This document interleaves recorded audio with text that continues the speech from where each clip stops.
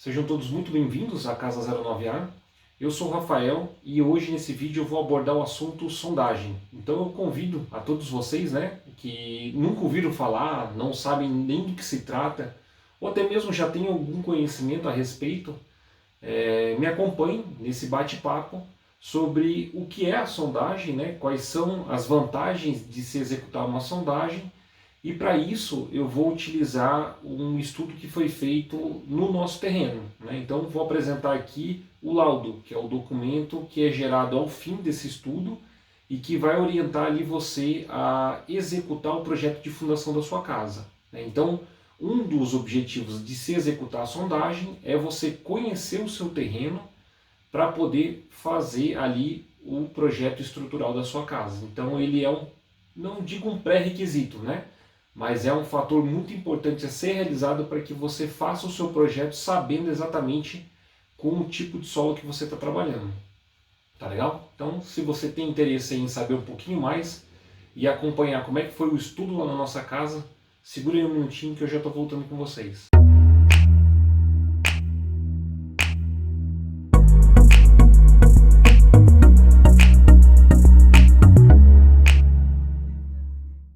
Bom, pessoal, então vamos lá. O que seria essa tal de sondagem? Rafael, nunca ouvi falar, não faço a mínima ideia do que se trata. O que é essa tal de sondagem, Então, assim, pessoal, de uma forma bem resumida e bastante simples, a gente pode entender a sondagem como sendo o estudo do solo, do local onde é que a gente deseja executar o nosso projeto. Então, o que esse estudo, por que eu devo fazer esse estudo, por que ele é importante, em que momento eu devo fazer ele? Bom, esse estudo ele é recomendado que seja feito antes do projeto de fundação da sua casa. Por quê? Porque é através dele que a gente vai ter ali as variáveis que serão utilizadas pelo engenheiro civil para fazer o cálculo da estrutura da sua fundação. Então ele vai determinar para você qual que é o tipo de solo, se é um solo arenoso, se é um solo formado por argila, qual é a dureza daquele solo, se ele é um solo muito mole, se ele é um solo duro. Então tudo isso vai ser apresentado dentro deste estudo. Então ele, digamos assim, seria ali o pontapé inicial para você começar a calcular ali o projeto de fundação da sua casa. Então a gente sabe que muitas vezes as construções elas são feitas com base no conhecimento que se tem, tipo assim, ali tem um mestre de obra, um profissional ali da área de construção civil, que ele começa ali a fazer uma casa aqui, uma casa ali, e com o tempo ele vai pegando o conhecimento das pessoas que ele vai se relacionando e vai mais ou menos construindo com base no conhecimento que ele adquire através ali da carreira dele. Mas o ideal, o sugerido, digamos assim, e até o recomendado pelas normas brasileiras, são de que você execute esse estudo, essa sondagem do seu terreno antes de calcular ali o projeto de fundação.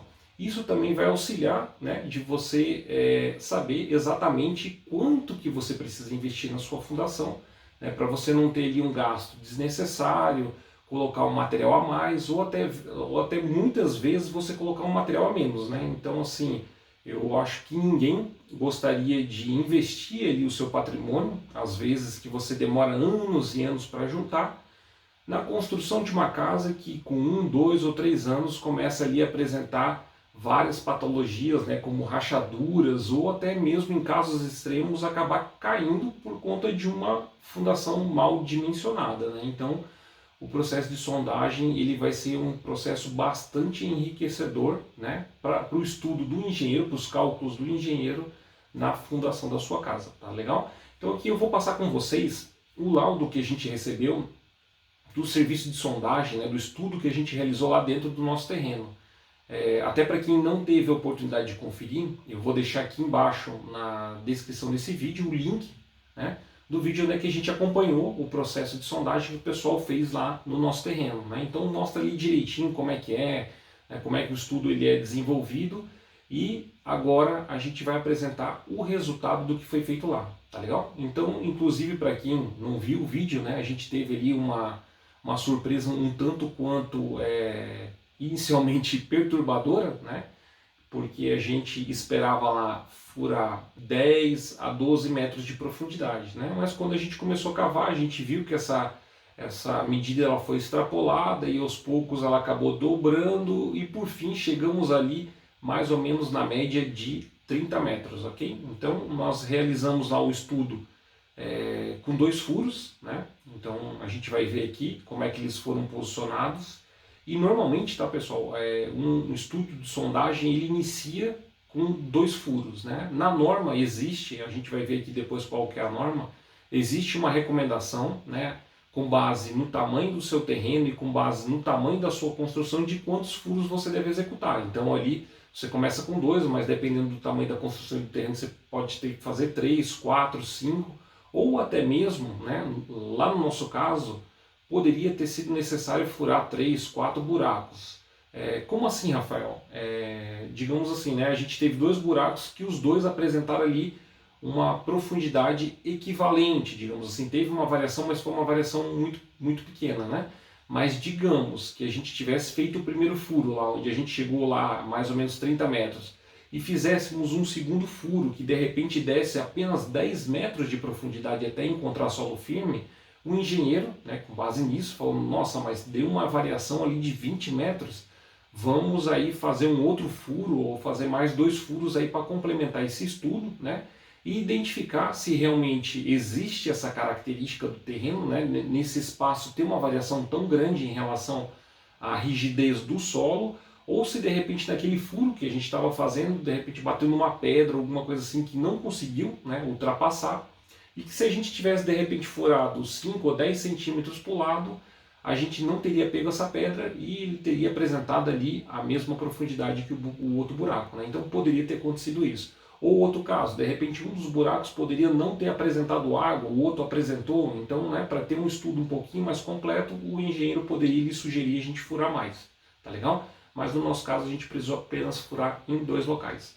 Então aqui eu vou apresentar agora para vocês o laudo, né? Então a empresa ela nos entregou um relatório onde ela começa aqui identificando, né, o local onde é que foi feito e as partes interessadas. Então temos ali inicialmente apenas a apresentação, né? Algumas fotos do local lá onde foi realizado, lá no nosso terreno, né? Então aqui mostra a equipe ali com o equipamento montado. E eles fizeram aqui a foto, né, dos 2 buracos. Esse aqui foi o primeiro que a gente cavou, esse aqui foi o segundo, né? Então foi um pouco mais profundo e o outro um pouquinho mais para frente.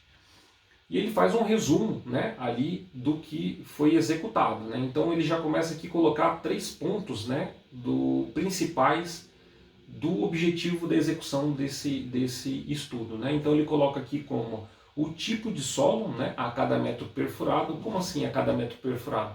A cada 1 metro que eles perfuram, eles pegam uma amostra da terra para identificar, né, quais são as camadas que eu tenho ali, porque eu tenho várias camadas de terra uma sobre a outra, né? Então eu posso ter mais de um tipo de material dentro de um mesmo terreno, né? À medida ali que eu vou escavando, eu posso ali fazer uma transição de um terreno que é argiloso para um terreno arenoso, ou o contrário, né? Começa ali meu terreno, é um terreno com muita areia, daqui a pouco ele vai ali chegando numa argila, então, né, os materiais eles são misturados, né? Então a cada camada ali eu posso ter uma variação, tá legal?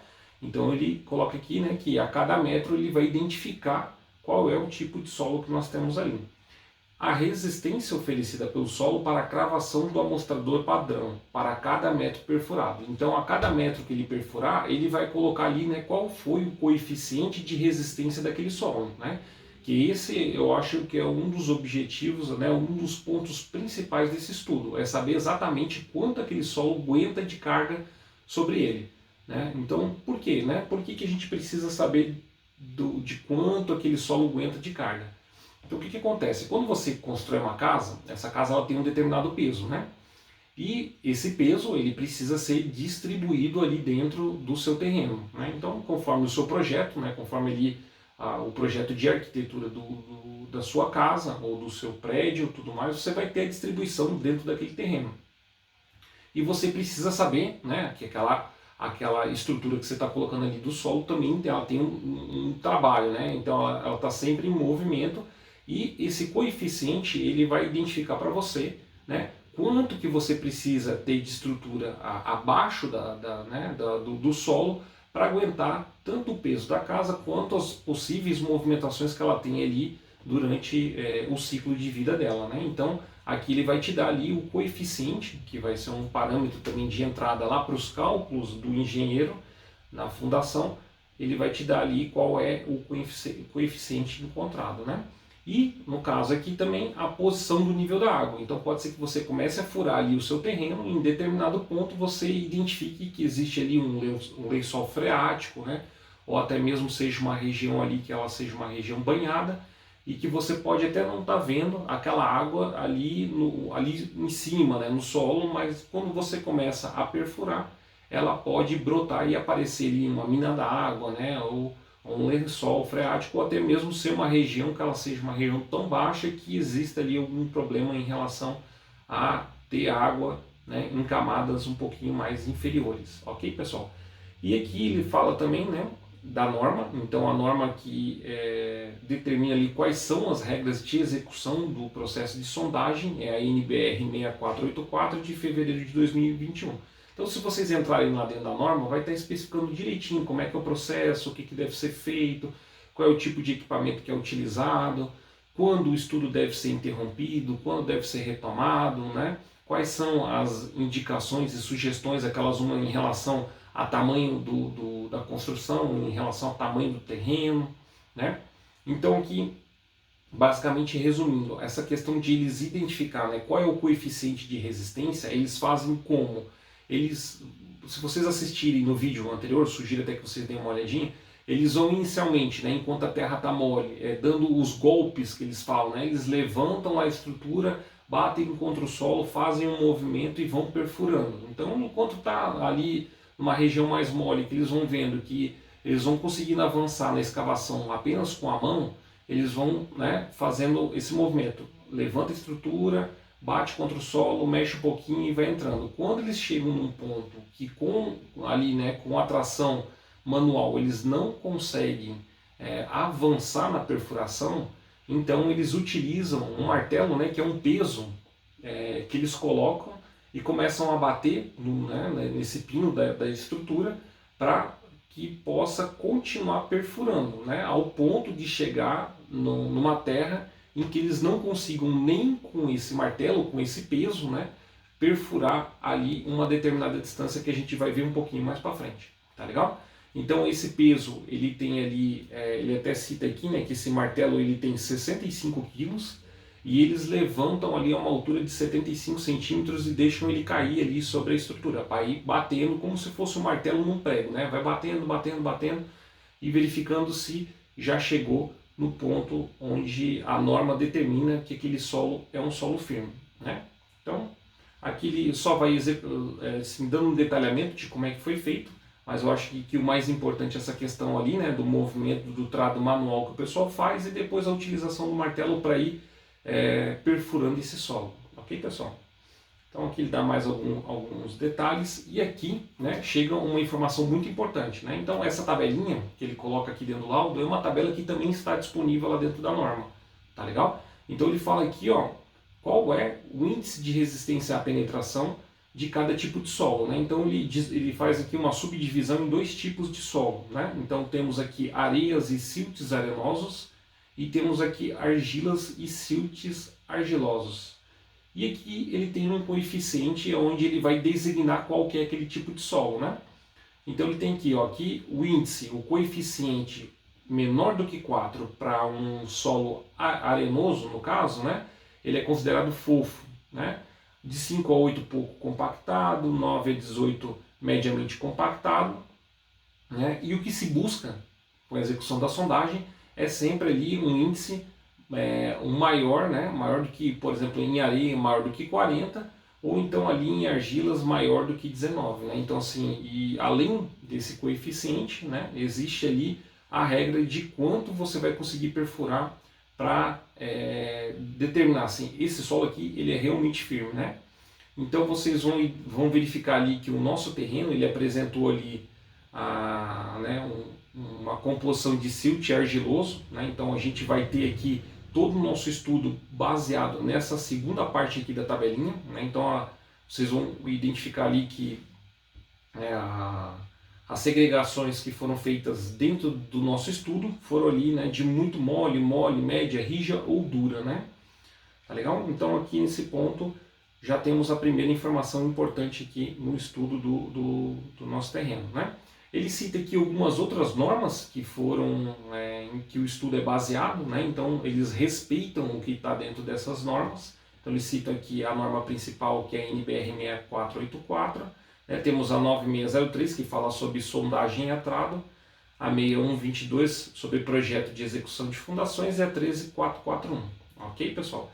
E aqui, né, nós temos aqui a representação do nosso terreno e os pontos onde é que foram feitos os furos, né? Então tivemos aqui um furo na parte de trás do terreno, né, aqui com uma distância dos fundos de 10 e 20 e do nosso muro à direita de 6,68. E o outro furo, né, normalmente eles fazem na diagonal, então eles pegam um ponto mais no fundo do terreno e outro na frente, sempre na diagonal, né? Eles têm esse padrão de execução conforme é solicitado dentro da norma, né? Então na norma ele fala que tem que ser dessa maneira.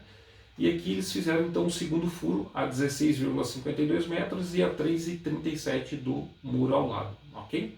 Inicialmente até a nossa ideia era fazer o furo ao contrário, né? Furar aqui nessa região aos fundos e aqui na frente, mas tinha um material aqui que estava depositado que não possibilitou a gente fazer dessa forma, então a gente executou aqui, né, nessas posições que estão aqui desse lado. E aqui, pessoal, eu vou mostrar para vocês que é onde a gente teve o resultado, né? Então foram dois furos, esse aqui que a gente está vendo agora é o resultado que a gente teve no primeiro furo, né? E temos aqui informações muito importantes, né, sobre esse estudo que foi realizado lá.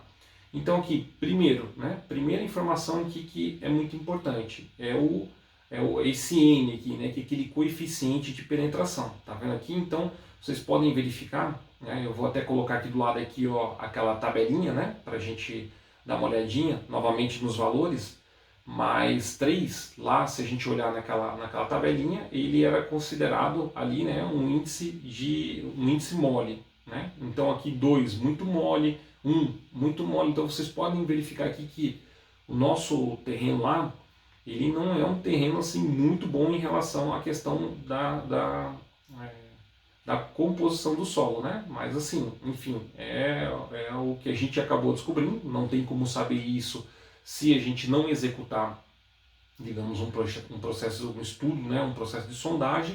E aqui é que está o ponto, né? Se a gente de repente falasse assim, eu acho, me falaram que, né, uma fundação XYZ é o suficiente. Talvez, né, esse conhecimento que o pessoal acaba adquirindo ali durante o processo, né, que ele vai ganhando experiência, não tinha lá atrás considerado um terreno que tinha essas condições aqui. Então é muito importante toda vez que você vai construir saber exatamente sobre o que você está construindo, né? E às vezes até a casa do seu vizinho pode ter uma configuração completamente diferente da sua, né? Então o ideal é que seja realmente feito esse processo aí. Então aqui no nosso caso a gente identificou lá que era muito mole, né? Que a gente teria que investir um pouquinho mais na questão da fundação para a gente não ter problemas, né? Então poderíamos, claro, fazer uma fundação mais rasa, uma fundação que talvez se demonstrasse através dos anos aí ineficiente e a gente começasse a ter ali patologias como rachaduras, né?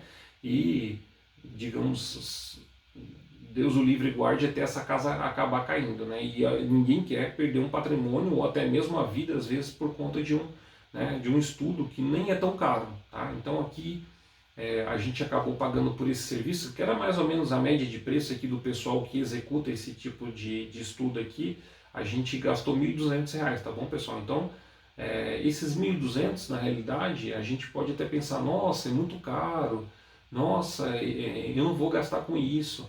Mas, às vezes, se a gente for considerar que a gente sabe exatamente o que a gente está fazendo, né, que quanto de material a gente vai ter que gastar, talvez ali você gaste muito mais de material no executar essa sua fundação do que você gastaria se tivesse feito o laudo. Então talvez o valor do laudo ele acabe ficando até muito mais barato do que o custo que você vai ter lá na execução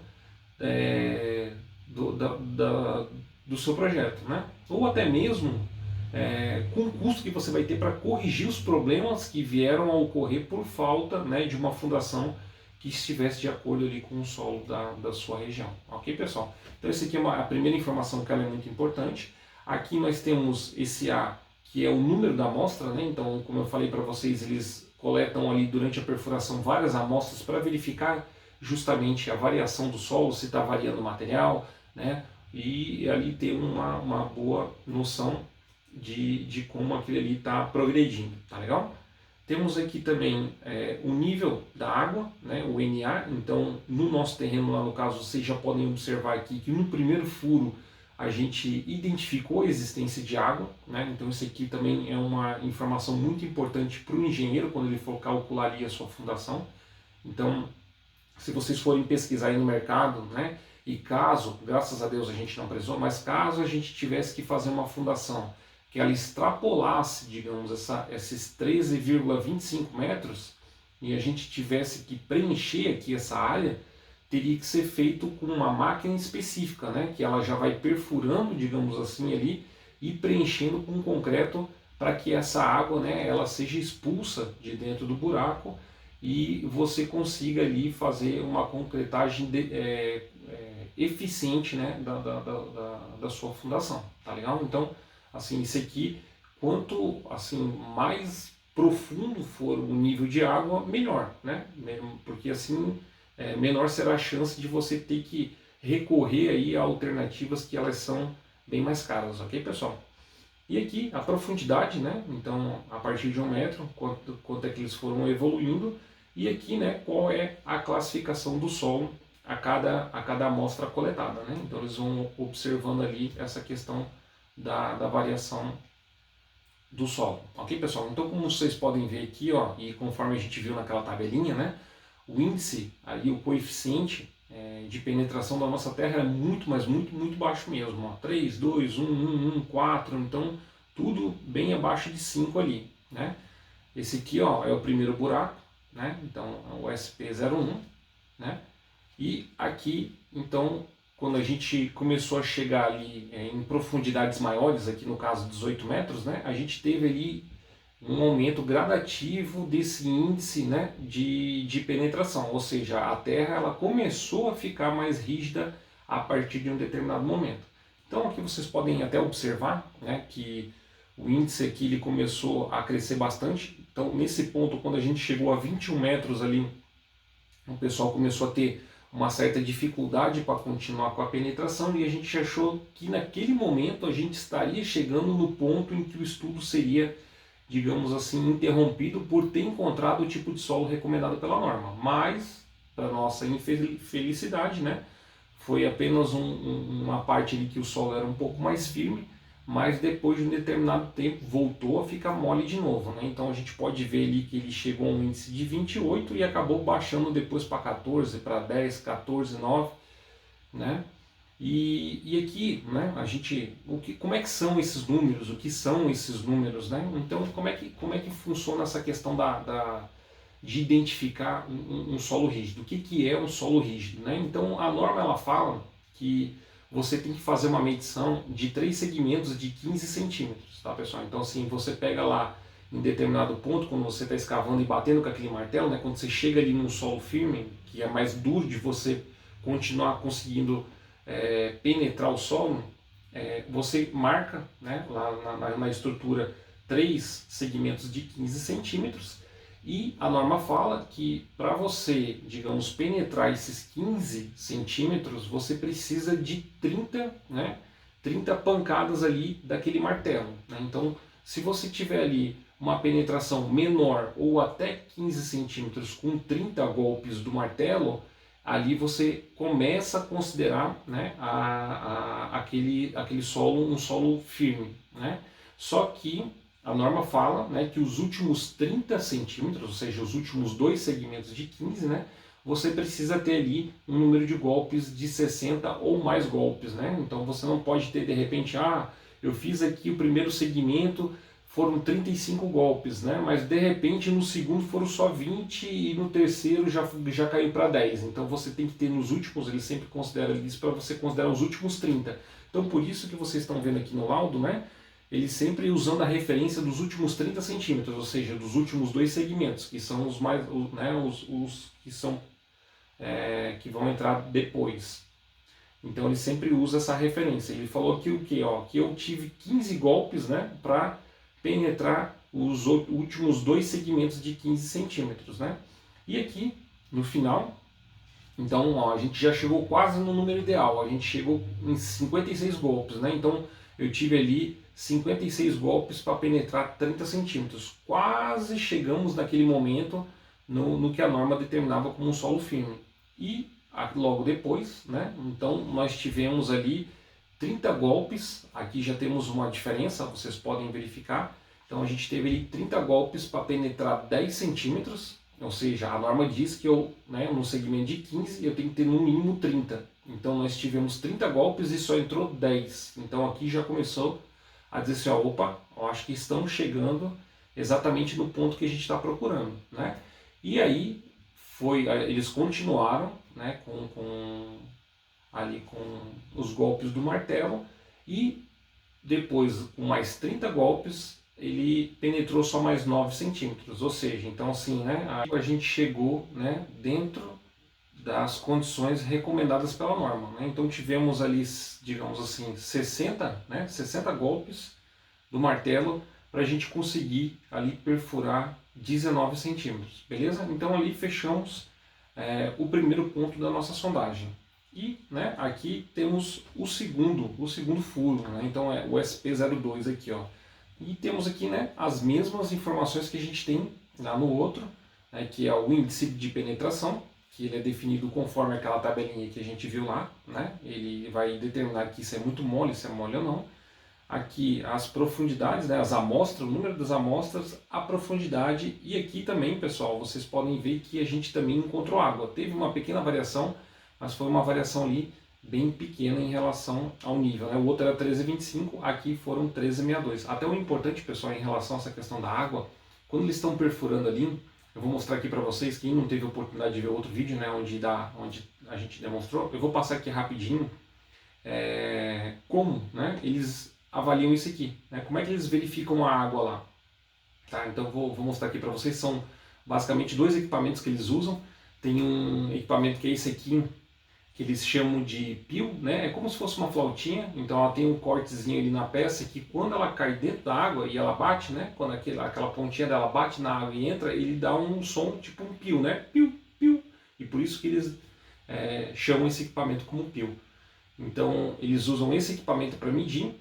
E eles têm um copo também, que eu também vou deixar a foto aqui para vocês verem, né? Um copo que eles esvaziam, né? Eles vão colocando ali, vão retirando a água, e tem um tempo que eles vão acompanhando, né, a variação. Então eles tiram ali o máximo de água que eles conseguem, e aí eles fazem ali a medição, né? E conforme a norma sugere, eles vão acompanhando de um determinado período para ver até o momento em que essa água ela estabiliza dentro do buraco, né? Então ela para de ter uma variação em relação ali à altura, né, em que ela foi apresentada. Então pode ser que de repente, como a gente fez lá também a sondagem lavada, né, que também tá mostrando como é que é lá no outro vídeo, fica ali então constantemente, enquanto eles estão furando, jogando água dentro do buraco, né? Então até mesmo essa água é importante tirar, para que você não tenha ali dentro do seu estudo um nível de água que não seja realmente compatível com as condições do terreno. Né? Então eles pegam esse baldezinho que eles falam, né? esse copinho, eles vão tirando a água e vão acompanhando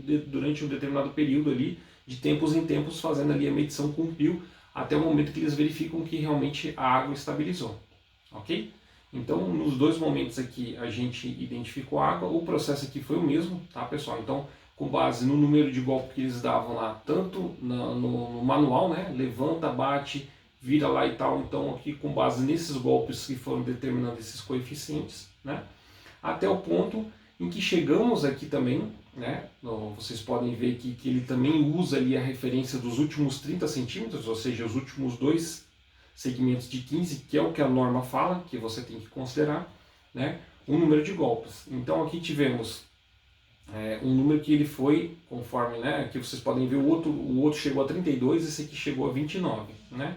Então conforme ele foi aprofundando, ele foi aumentando aqui a resistência do solo. Então estávamos aqui quase chegando no número ideal, né? 44 golpes para os últimos 30, 53 golpes para os últimos 30, e aqui tivemos de novo 60 golpes para conseguir ali perfurar, né, ou avançar 19 centímetros, ok? Então chegamos ali também nesse segundo furo nas indicações determinadas pela norma. Então assim, pessoal, a gente fez esse estudo, né? Agora a gente sabe exatamente qual é o tipo de terreno que a gente está trabalhando. Passamos isso aqui para o nosso engenheiro. O engenheiro ele pegou o projeto da nossa arquiteta, né? Fez o cálculo estrutural da casa, né? Ele começa calculando o que vai ficar acima do solo, né? Então ele vai calcular ali o que vai ser necessário e qual vai ser o peso, né, daquela estrutura. Então, se eu tenho ali uma parede com um tijolo de 9, ela vai ter um peso. Se eu já usar um tijolo de 14, vai ser outro. Se eu já utilizar um tijolo de 20, já vou ter um outro peso, né?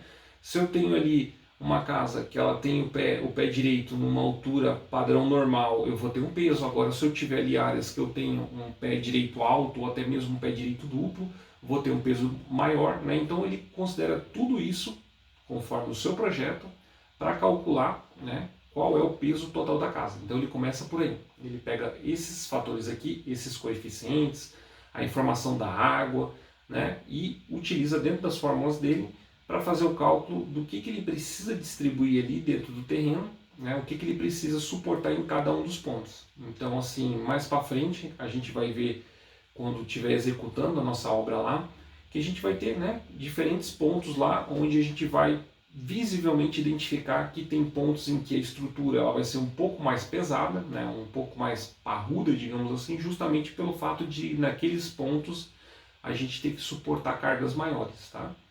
Então foi isso, né? Não foi exatamente o que a gente queria, mas foi um estudo extremamente importante para a gente poder chegar lá na frente com uma construção, com uma segurança que nos dê tranquilidade, né? Então ninguém quer, novamente, né, eu reforço, ninguém quer colocar aí o seu patrimônio em risco. Então esse foi um investimento, não é um custo, né? Nós não consideramos um custo, consideramos um investimento para a gente chegar num cálculo ideal ali para a estrutura da nossa casa. Quer dizer que a gente não vai ter problema? Não, a gente não tem como garantir 100%, né? Mas quanto mais informações e quanto mais próximo da realidade você executar o seu projeto, menores são as chances, né? Então, assim, com certeza as chances de a gente ter problema na nossa casa vão ser muito menores do que se a gente tivesse executado sem fazer qualquer tipo de análise lá dentro do nosso terreno. Ok, pessoal? Então é isso aí, agradeço a companhia de todos.